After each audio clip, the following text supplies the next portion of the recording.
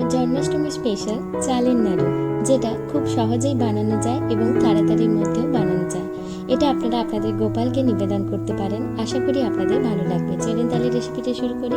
প্রথমে কড়াইটা গরম হওয়ার পর যে কোনো চাল দিয়ে দেবেন, দিয়ে চালটাকে ভালো করে ভেজে নেবেন। কন্টিনিউয়াসলি নাড়তে থাকবেন এবং এই সময় ফ্লেমটা কিন্তু মিডিয়াম ফ্লেমে থাকবে।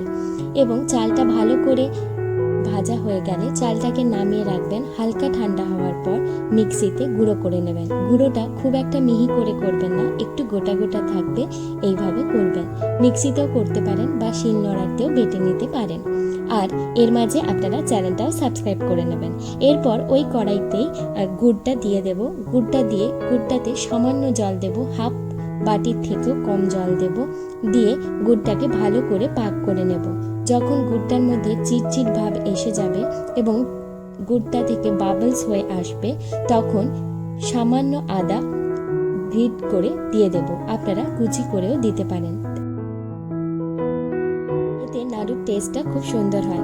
দেখুন এখানে গুড়টা একদম রেডি হয়ে গেছে এবং চিটচিট হয়ে এসেছে। এবার এটা নামিয়ে রাখবো এবং এটা গরম অবস্থাতেই নাড়ুগুলো গোল গোল করে নিতে হবে। দেখুন আমি এখানে আদাটা দিয়ে দিলাম। আর এর আগে আমি তিলের নাড়ুও শেয়ার করেছি আপনাদের সাথে। আপনারা চ্যানেলে ডেসক্রিপশানে পেয়ে যাবেন এবং চ্যানেলটা সাবস্ক্রাইব করে নেবেন। দেখুন আমি কীরকম গুঁড়োটা করেছি, একদম মিহিও করিনি, আবার একদম গোটা গোটাও নেই।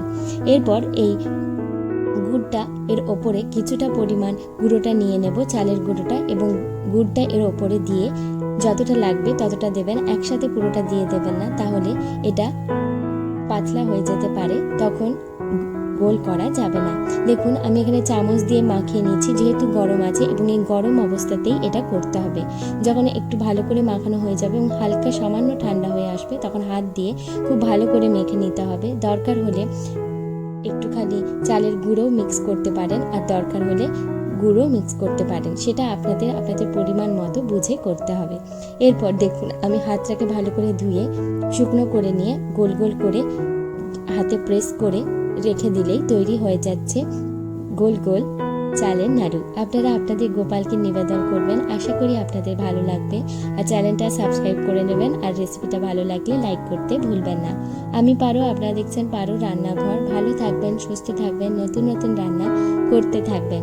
ও হ্যাঁ, চ্যানেলটা সাবস্ক্রাইব করে নেবেন আর কমেন্টে জানাতে কিন্তু ভুলবেন না গোপালকে নিবেদন করলেন কি করলেন না। বাই।